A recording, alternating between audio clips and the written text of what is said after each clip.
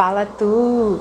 Oi, meu nome é Lívia, sou Imersões Literárias e nós estamos no mês de março, mês de imersões femininas. Agora em fevereiro a gente ficou sabendo que o Viva vai reexibir a partir do dia 27, então já começou, na altura desse vídeo já vai ter começado, a partir do dia 27, a sucessora do Manuel Carlos, que na época, foi em 1978, acho que a novela saiu na Globo, acho que era a novela das 6, pela estética, provavelmente era a novela das 6 mesmo. E eu já estava com vontade de ler essa história, mas vou te falar, pela fofoca, pelo fato da Carolina Nabuco ter sido plagiada pela Daphne du Maurier. Então eu fui atrás, isso já tem bastante tempo, fui atrás do livro A Sucessora e a gente vai falar dele hoje. Tá, a leitura fresquinha, nessa altura do campeonato desse vídeo eu acabei de ler. Então a gente vai comentar hoje sobre esse romance, que é até bem curtinho, da Carolina Nabuco, A Sucessora. Se você quiser saber o porquê esse livro tá aqui no mês de Imersões Femininas, puxa teu banco, bora papear.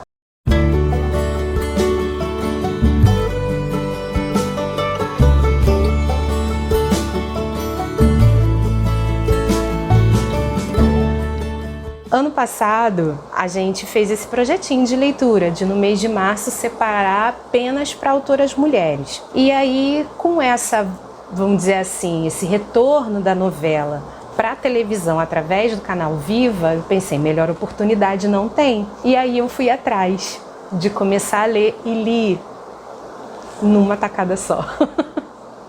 Não foi possível ler um pouquinho, deixar de canto, não. Foi numa tacada só, até porque essa edição aqui da editora Instante, tá? Esse livro tem uma baita orelha, o livro se passa, né, a história se passa na Rio de Janeiro do século XX, acho eu, ali por volta de 1920 e poucos, 1930, porque o livro é de 34, ele foi lançado em 1934. Então tá ali, entre 1920 e 1930, mais ou menos.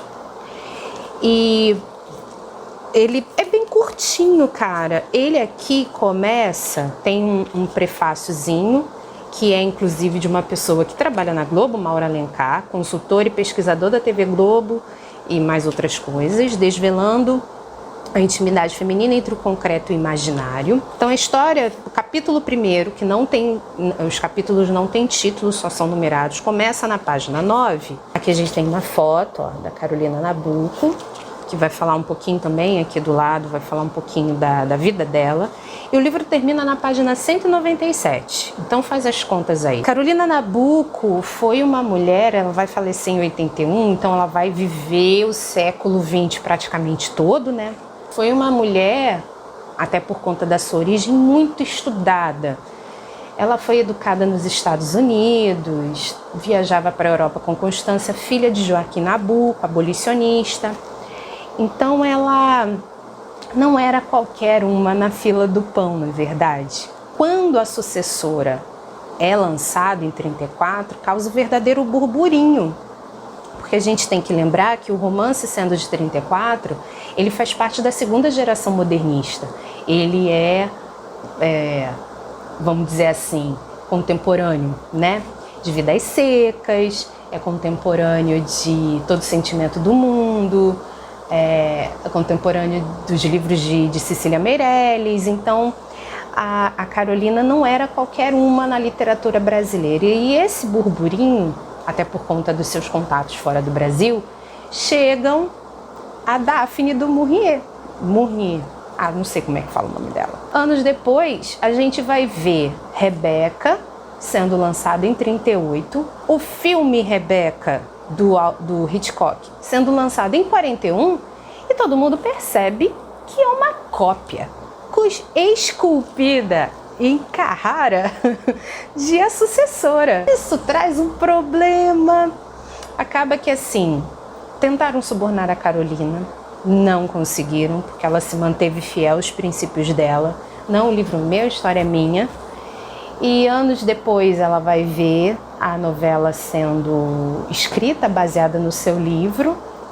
E Depois disso, ela nunca mais quis tocar nesse assunto do plágio descarado que foi feito da obra dela. Mas com certeza, não é possível que duas pessoas em dois lugares diferentes do mundo, em épocas semelhantes, tenham pensado no mesmo tipo de narrativa, não é verdade? Do que vai tratar então a sucessora? É um romanção, por isso que ele deu certo como novela, porque ele é fácil de ser adaptado, sabe, para uma obra de audiovisual. Não tem nem tantas descrições assim, mas a forma como os personagens são apresentado, né, os personagens são apresentados, é uma forma que facilita demais a vida de um roteirista, sabe? A Marina, que é a personagem principal, é uma moça bem jovenzinha do interior do estado do Rio, foi criada numa fazenda que viu seu apogeu no período escravocrata e depois da abolição apenas a decadência, e eu percebo ecos de crítica aos abolicionistas, mesmo a Carolina sendo filha de um, porque a gente sabe que com a abolição a vida dos pretos e pardos não melhorou em nada. Pelo contrário, se já havia preconceito antes, ele explodiu no início do século XX. E é uma das coisas que eu preciso, depois eu vou falar mais a miúde, mas eu preciso te alertar para a linguagem de A Sucessora em alguns momentos. Então depois a gente comenta. Ela cresce com essa mãe, o pai é falecido, que cuida, né, que toca essa fazenda, Santa Rosa, e ela é noiva no primeiro momento, porque o livro, em algumas partes, vai sendo contado em flashback. Ela é noiva do primo, o Miguel, que, na verdade, não era o amor da sua vida. Foi quase que um noivado arranjado mesmo. Ele gostava dela, manter tudo dentro da família era o significado de não perder não perder posses, não perder nada, né? O que acontece? A Carolina aceita esse noivado meio que a contragosto, porque menor, sem muita perspectiva, até que um dia ela conhece o Roberto Stein, com 2 Es. Então, se você vira a novela, não fique espantado se você reparar que o sobrenome dele está sendo grafado e falado de forma diferente, tá? Ela conhece o Roberto porque ele tem intenção, pelo menos a priori, ele teria intenção de comprar a fazenda que é vizinha, a Fazenda Bananeiras, vizinha à Fazenda Santa Rosa. E o que acontece? O Roberto foi casado com Alice Stein, a prima, irmã do Miguel, a Adélia, que era muito amiga, né, de Marina. Era essas mulheres, assim, essas mocinhas do interior mais fúteis, que sempre quiseram entrar nos grandes bailes da sociedade carioca do início do século, consumia revista de moda e comportamento e etiqueta. Tudo que Marina sabe sobre Alice vem de Adélia, que era essa ponte intelectual, né? E aí ela, conhecendo o Roberto, ela liga o nome à pessoa. Roberto é esse cara que foi casado com essa Alice, mas esse conhecimento no princípio passa batido por Marina. Marina termina o noivado com Miguel, e coitado do Miguel, ele é um cara extremamente dramático, para colocar desse jeito, né? Acaba se casando com o Roberto e vem para o Rio. Ela vem para a capital, que no caso ali é capital, né? Distrito Federal já. Só que quando ela entra no palancete da Paissandu, o livro é ali naquele pedacinho, né? Beira-mar ali da Bahia, Botafogo, Flamengo. Quando ela chega à casa de Paissandu, que o Roberto, depois de um mês viajando pela Argentina em lua de mel, ele apresenta: olha, aqui que você vai morar, essa casa é sua, aquela coisa toda. Ela vê o retrato de Alice, uma pintura enorme, muito bem feita, na entrada de casa, assim. E num primeiro momento ela fica fascinada com aquele retrato, pintado por um pintor francês assim, super renomado, Verron. E a partir disso começa o calvário na vida de Marina. Porque Marina vai se tornar uma mulher atormentada pela presença da falecida. Alice só é conhecida da gente, leitor, pelos outros, pela boca dos outros. Não muito pelo Roberto, porque ele se mantém meio que na defensiva, ele percebe que falar da ex-mulher com a atual causa a ela muito sofrimento, mas os amigos, aquela roda de gente fútil com a qual a Marina não se acostuma, e os empregados também, o tempo todo madame queria assim, madame queria assado, e ela era a estrangeira ali, a invasora, né? A usurpadora. E o livro vai se desenrolando assim, o calvário de Marina vai acontecendo porque a presença quase espiritual da falecida em cada centímetro quadrado daquela casa se torna extremamente sufocante para aquela menina. A gente só vai saber a idade deles e a diferença de idade entre eles no final da história, não sei porquê. Marina tem 20 anos e Roberto já tem seus 35. Então era uma diferença de idade muito grande. Marina casa com ele, para a época ela ainda não era maior de idade. Então, mas era algo que pro momento, né, ali para aquela época não havia problema algum. A mulher saía da cobertura dos pais e passava para debaixo da cobertura do marido. Em determinado momento isso é até mencionado, né? Você não é livre, você é casada. O que eu posso te falar da história é que ela termina com um final feliz.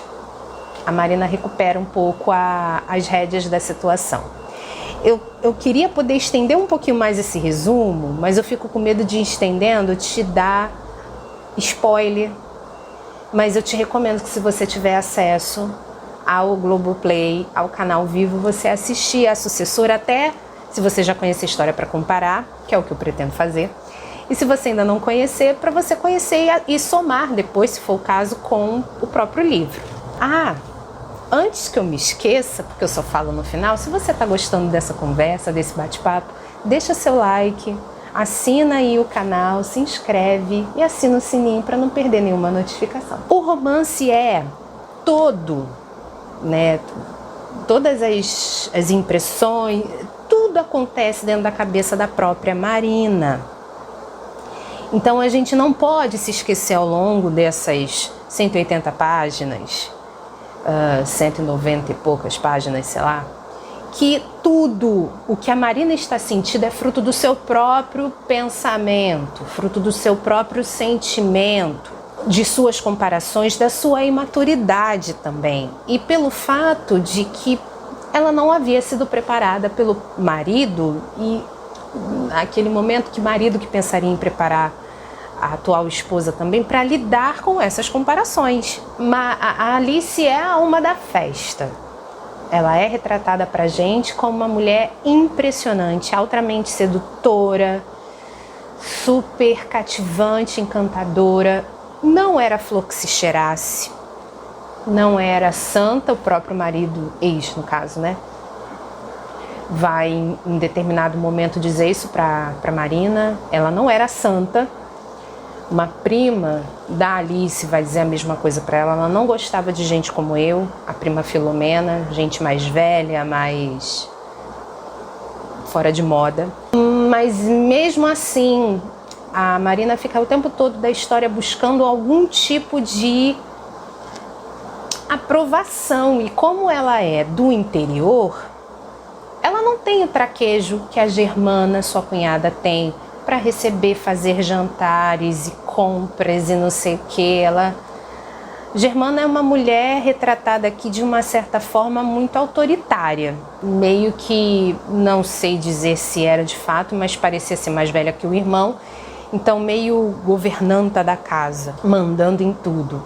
E eu acredito que muito do que a Germana fazia com a Marina também se devia não só o fato da Marina ter vindo de onde veio, do interior, meio que ser uma roceira, vamos dizer assim, mas também da falta de idade, de maturidade, de experiência de vida dela. A Marina sofre muito ela sofre por demais nesses meses de casamento, os primeiros meses de casamento com o Roberto. O período de adaptação deles dois é muito difícil nesse sentido.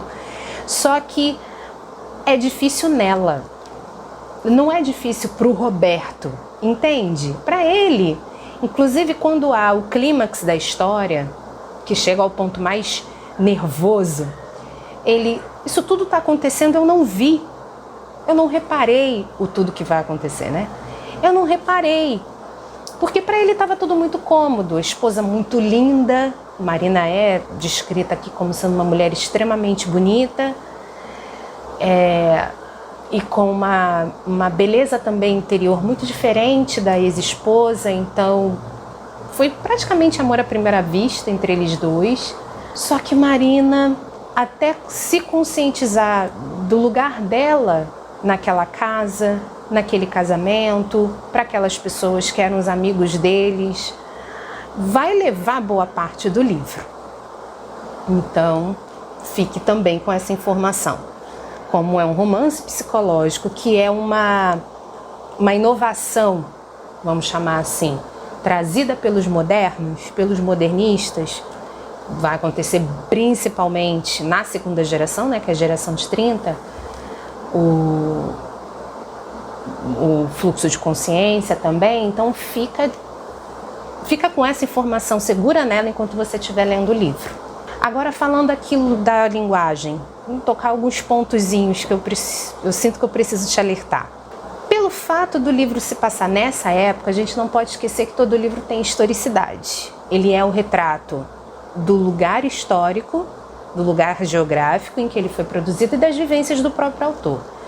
Como a Carolina Nabuco conviveu de perto com o movimento abolicionista e, também, de certa forma, tinha conhecimento de como era e como viria a ser depois a vida dessas pessoas, não se espante se você perceber alguns termos que hoje seriam termos absolutamente racistas e que a gente tem, assim, de combater o tempo todo. Vou te dar só um exemplo. Em algum momento da história, o casal e outros amigos vão festejar o carnaval.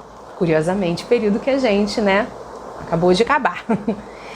E eles passam nos bailes, vão ao baile do Teatro Municipal e depois eles vão ver o Cordão dos Pretos, que eu imagino que seja uma espécie de precursor dos desfiles de escola de samba. Só que Marina nunca quis festejar o carnaval. Ela não era desse tipo de atividade, sabe? Então, não se espante se você encontrar esses termos do tipo caatinga, que vai ser o termo usado pelo narrador, para exprimir o asco com o qual ela está passando aquele momento ali, vendo ali na Praça 11 os pretos brincando carnaval. E, poxa, a gente sabe qual o significado de caatinga, né? Então, não se espante com esses termos, tá? Isso é marca da historicidade, a gente não pode... A gente lê de forma crítica, mas não pode remover da história. Outra coisa também que eu queria te chamar a atenção. A gente sabe, quem curte TV e tal, novela, não sei o que, sabe que lá na sucessora da novela, a arqui-inimiga da Marina não será a Alice, não vai ser o Retrato, e sim a Júlia, sua empregada, sua real governanta. Só que aqui no livro, a Júlia tem pouca participação. Ela é descrita, a própria Marina vê como uma mulher intragável, porque o tempo todo ela coloca a patroa, a ex-patroa, como sendo o máximo da perfeição, a pessoa mais indicada para fazer as coisas, enfim. Era assim que Madame gostava, era assim que Madame queria, e não sei o que. Mas esse embate entre empregada e patroa não é explorado na sucessora. Então, não pega o romance achando que você vai ver aqui a Júlia aprontando com a Marina, porque não vai rolar isso não, tá? Talvez eu ainda vou ler Rebeca, e assim que ler Rebeca trago para vocês as minhas impressões. Talvez em Rebeca esse assunto seja mais explorado, até por essa questão mesmo audiovisual, vamos dizer assim, porque você ter uma mulher que é apaixonada pela sua patroa anterior, quando vê a nova chegando, se fecha num verdadeiro castelo e quer fazer a vida dessa pessoa um inferno, para ela ir embora e ficar com a imagem imaculada da patroa anterior, enfim, isso dá é um conflito, até clichê, mas é um conflito dos bons, mas não é o conflito que vai aparecer em A Sucessora. Aqui a antagonista de Marina é sua própria cabeça, porque a gente não tem como jogar a responsabilidade em cima de uma pessoa morta, que ainda que tenha morrido no auge da vida, da juventude, de uma doença que não é descrita aqui, mas só se sabe que foi rápida, ainda assim, ela... O que vai se falar de Alice, não é verdade? E outra coisa também que eu queria te alertar. O livro, em alguns momentos, ele pesa um pouquinho no andamento da história. Mas eu acredito mais assim, se você gosta de romances psicológicos, isso para você não vai ser um problema tão grande quanto é para mim, que sou muito mais das ações.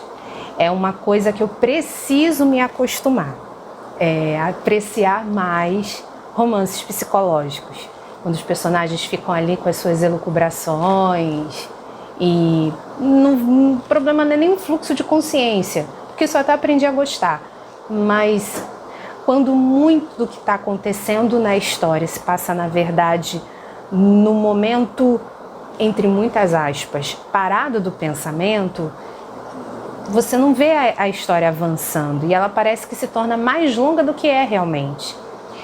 Então, se você é como eu, que tem um pouco de dificuldade com isso, eu te peço paciência, porque a história vai andar.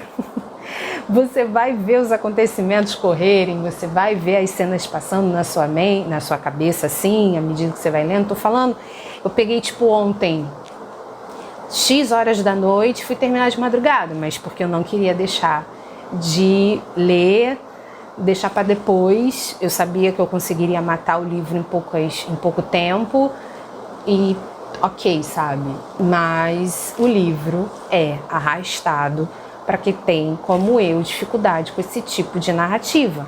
Para quem não tem, é uma maravilha. Então, minha indicação hoje é A Sucessora, de Carolina Nabuco.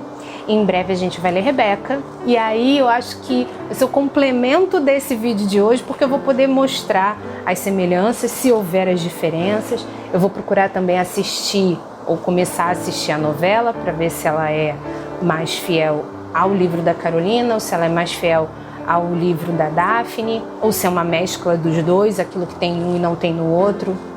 O Maneco foi juntando, talvez, quem sabe. E também vou tentar ver onde é que eu consigo assistir ao filme do Hitchcock. Até também para ver se o roteiro tá apropriado, tá bem coeso com o livro. Enfim, a gente vai tentar. Se eu não conseguir, pelo menos os livros eu consigo trazer aqui para vocês. Tá bom? Eu te agradeço pela paciência com esses vídeos fora do nosso ambiente normal, com barulho e tudo mais. Te agradeço muito por ter chegado até aqui. Te deixo novamente convite. Se você não conhece o Imersões, está chegando aqui agora, muito bem-vindo. Assina aí o inscrever-se, o sininho para receber notificações. Deixa seu like se você gostou desse vídeo. E eu te aguardo no próximo, quando eu te trago uma nova história para contar. Um beijo.